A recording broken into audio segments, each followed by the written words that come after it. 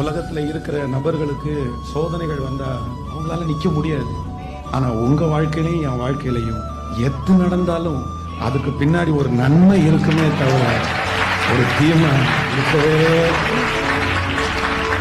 என் வாழ்க்கையில ஆண்டவர் தீமை செஞ்சுட்டாரோ, தீமை நடந்துருச்சோ, நான் இப்படி நினைக்கலையே. பைபிள் சொல்லுது, அன்றியும் அவருடைய தீர்மானத்தின்படி அழைக்கப்பட்டவர்களாகி தேவனிடத்தில் அன்பு கூறுகிறவர்களுக்கு சகலமும் நன்மைக்கு ஏதுவாகவே.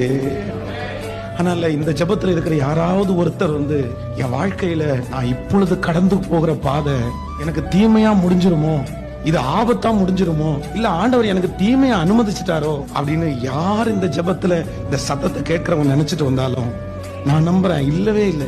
இக்காலத்து பாடுகள் இனி உங்களுக்கு கொடுக்கப்பட போகும் மகிமைக்கு ஒப்பிடத்தக்கது அல்ல.